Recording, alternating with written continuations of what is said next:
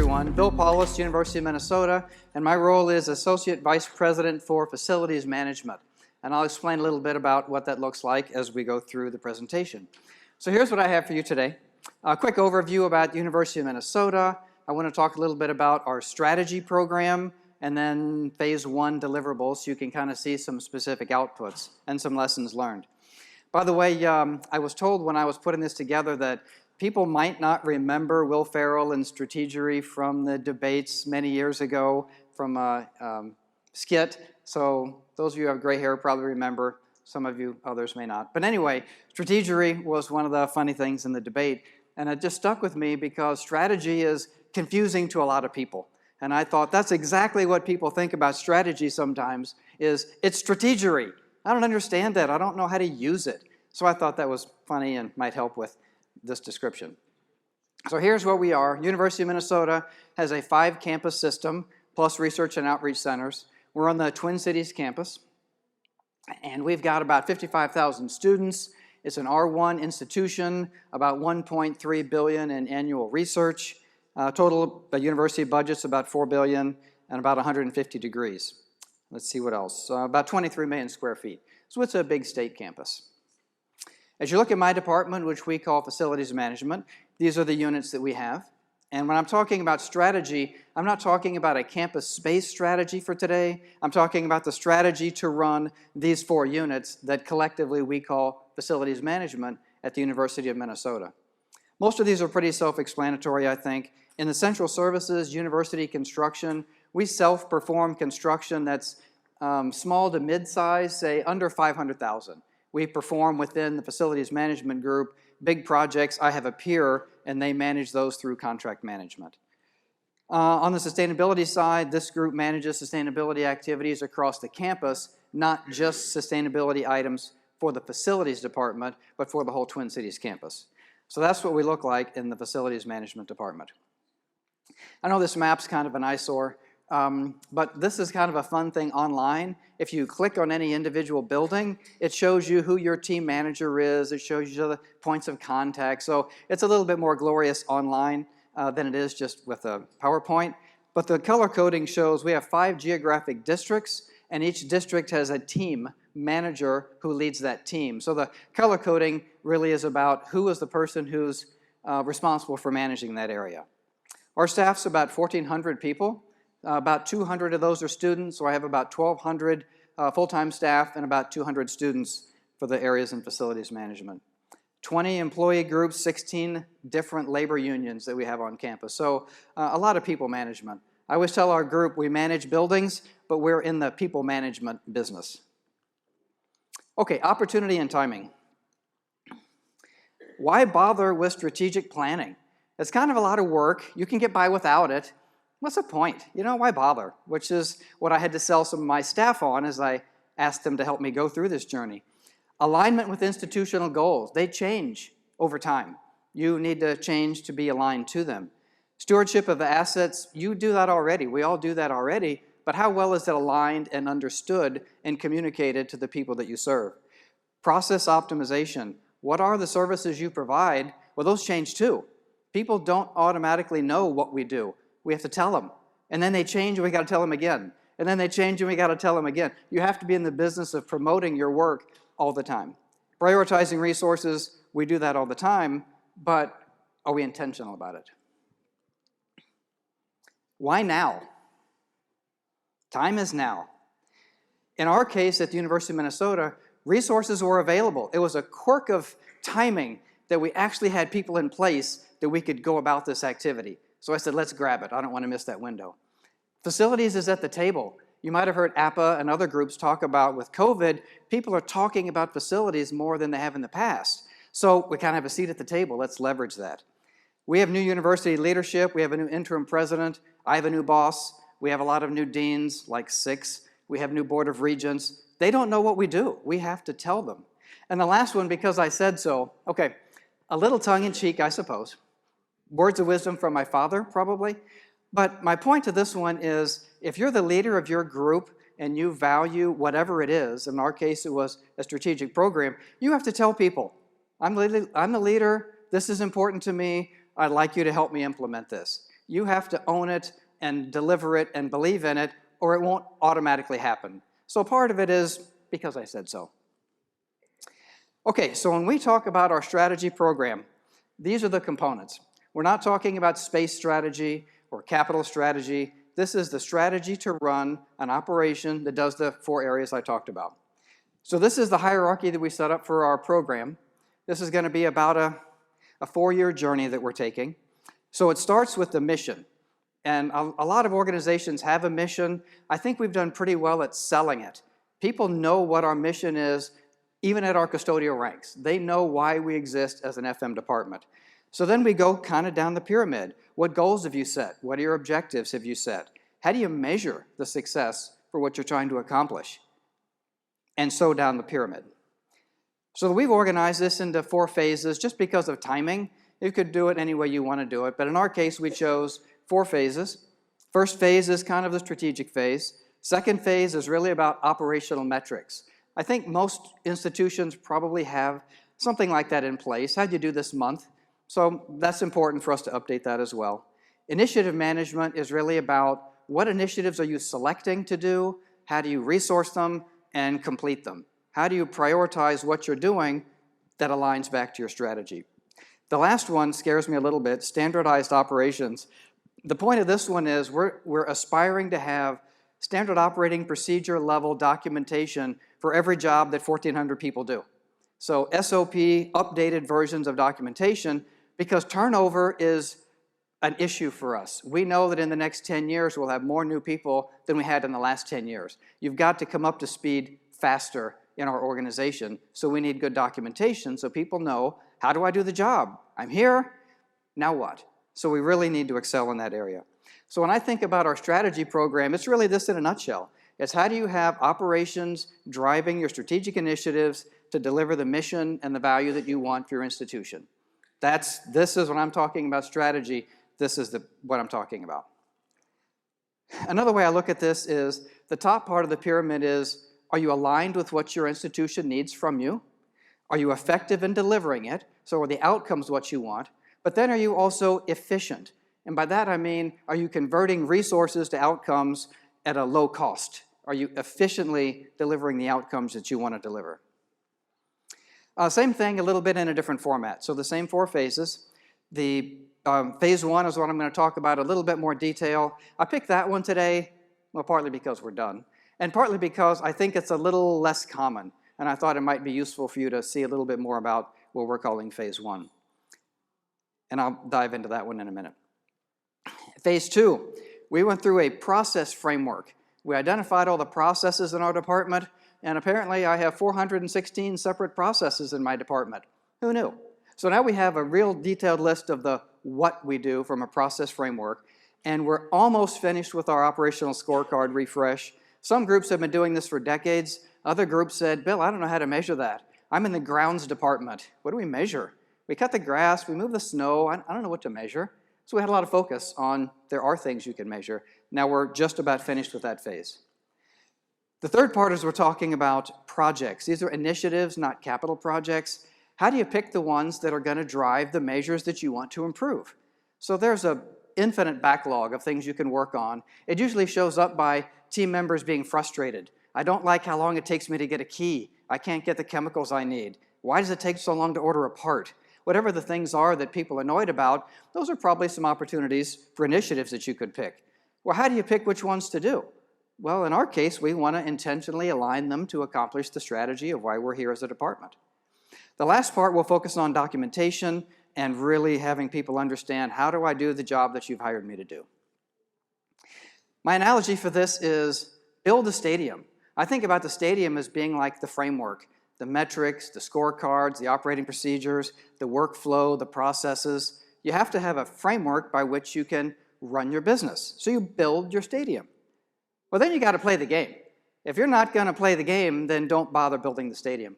What I mean by play the game is if you're doing a monthly review of your metrics and you're not where you want to be, you need to take action to get back where you want to be. If you're not going to review it every month, if you're not going to focus on performance improvement, maybe you didn't need the stadium in the first place. You have to use the tools that you build, and I think everything we've done, we built with, are we going to use it or don't bother? We're going to build it, so we're going to use it. It looks really nice and simple after the fact. However, it actually feels more like this. You got to get into the mud. You have to deal with the issues that are real. People have to know that you care about it and you actually understand what's happening. So this is probably how I actually spent more of my life. Okay, on to the phase 1 deliverables. Mission, vision, values. Most organizations probably have a mission, vision, value statements. To me, these are really important because if I look at the training that we offer, I'll tie it back to the values. We're doing this because we value a respectful workplace. We do this because, and it all ties back to meeting our mission, vision, and values. So we set up a high-level structure of 4 goals. On the left, if you're familiar with the Kaplan & Norton Balanced Scorecard, it kind of goes like this, where the top-level goal is about outputs, about customers, about campus. It's what are you trying to accomplish. You do that through the second goal, how you work, your work processes, work efficiently, effectively, sustainably. Well, how do you do that? You do that with people. So you engage and support your employees. And what do employees need to do work? They need resources. Resources to people to do work gives you the output. So this is kind of the structure that we built. With each one of these, I keep going more granular each time about, well, what's that mean? That's kind of high level. Tell me a little bit more about that. So the first one we broke down, take care of campus assets, take care of campus community. We looked at our work. We're talking about consistency, improvements through technology and innovation, and also sustainability. The third one, live our STARS values, which was on the other chart. Excellent performance, training development, and the fourth one's about managing money and also about managing information. Those 10 things cover everything we do in our department. I can tie everything we do back to those 10 things. So breaking this down a little further, the first one was take care of campus community. Okay, well, we wrote these to be easily understandable, but then we put like a paragraph to, if you care more, to read about what do you mean by that. So we have that level of detail. We created 150 success statements with our team with, well, what would it look like if we do it well? Well, this is what success looks like the top one. FM services are valued by customers and meet their needs. Well, that's good. But how do you measure that? Because we wanted to really make it quantifiable. So we created a strategic progress card. And I know you can't read all this, but the way it's organized, you've got the 4 high-level goals, you've got the 10 strategic objectives on the left side, and then we created specific objectives and measures for each one of those things. Another thing we created is the documentation behind that. So for each measure, we've got who's going to get it, where do you get the data, if there's a numerator and denominator, what's the data source, how are you going to get it, what's the calculation, how often are you going to update it. So we've got the method behind the actual scorecard, which is the output. So let me just pick one to zero in on. The one I picked is the work process one, so we're in goal 2. Deliver service in a consistent and reliable manner. The reason I picked this one is it's a little unusual. The strategy, the way I viewed it, is each department needs an operational scorecard. That's on the operations side. The strategy is that we actually have an operational scorecard for each unit. So we created a strategic measure that says, do you have it? Now go measure your operations. The second one's a little bit more traditional. Integrate sustainable practices, increase % of waste recycled, composted, or reused. So for this one, on our data sheet, we've got the where you get it, who's going to do it, how you're going to track it. And by the way, we're actually up to 55% on our MSW diversion, so pretty proud of that right now. So this is the level of detail that we have for each one of these.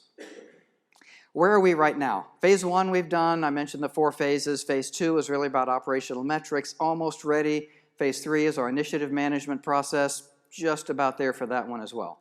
Phase 4, like I said, scares me a little. Operating procedures for 1,400 people. I don't know how I'm going to get that done, but that's our aspiration. Lessons learned and takeaways. So I'm kind of speeding to get up to these because I want to spend just a minute on some of these. With the lessons learned, this is maybe reflective back of the things that we learned that may be helpful for you. You have to commit. This was not an easy thing. This was not an obvious item we would ever do. You had to say, I want to do it because there's value. I'll be happy to give you all the material. You can just change the colors to match your institution. You're good to go, save you some trouble, but you have to make the journey. You have to get in the mud. It's the learning process to go through together as a team, which is as important as the end deliverables. But I'll still give them to you for a cup of coffee. Engage the right people. You know, we brought in folks from around the institution to help look at what we're doing, look over our shoulder, give us feedback, All the colleges have a facility rep, and they gave us input. So we talked quite a bit about, what do you think? How's this going? Good for team building, leverage what you have in place. Mindset is very action-oriented. Everything we set up is how do we maintain it? It sounds like a beast from what I'm throwing at you really quick, but we think we streamlined how we'll keep this updated and how we'll actually use the material that we've created. Ability to gather data is key. I was surprised that we said, just look at work order closure. It's easy. And then you dig in and realize that your teams aren't actually doing their processes the same as each other. And like, okay, I didn't know that you were all doing this differently until I tried one common measure for everyone. Now I realize you're not actually doing it all the same. Have a schedule. When we went through all the things you'd ever want to measure, we had 150 success statements. That takes a long time for a group of people to just say out loud and streamline 150 statements of what's a success look like. It'll never be perfect. Just move on. We realized, we said, we're going to talk about this for an hour, and then we're going to move on because there's another thing waiting for us. So we tried to move quickly through it. Communicate openly. Be like Bob Ross. I guess Bob's making a comeback for those of you who didn't know Bob the first time around. Stay positive. Work it into what you're doing. We'll just put a happy little, for him it's a tree or maybe a shed, a little, mark he makes accidentally, turns it into a beautiful shed. Put a little strategic planning meeting in. It really fits with your landscape. It works well. My last takeaway. Are you talking to me? So I had taken this class with Kaplan and Norton now 12 years ago or 15 on this balanced scorecard approach, and we had people there who were running like a car wash. Like, you're here to talk about balanced scorecard and strategy with a car wash? Oh yeah. There was a guy at my table who came from South Africa, and he was in charge of water utilities for the country. And he flew over, this was in Miami, Florida, to talk about using this strategy program to manage water work utilities for his country. So I think it applies pretty broadly if this is looking for an operational strategy. Things for you to think about.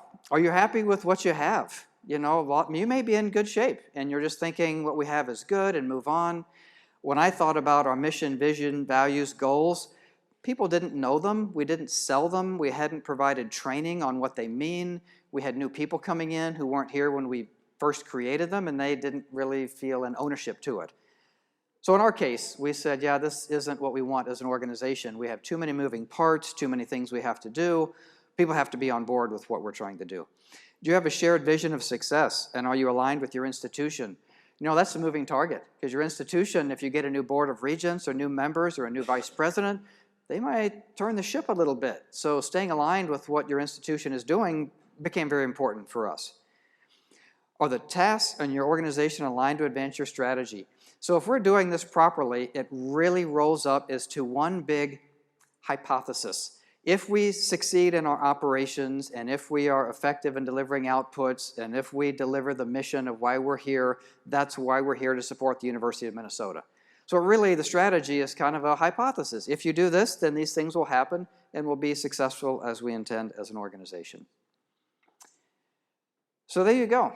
I've raced through this. I don't know if we do questions. I've got a minute and 11 seconds. If any quick questions I can answer for anyone. One question.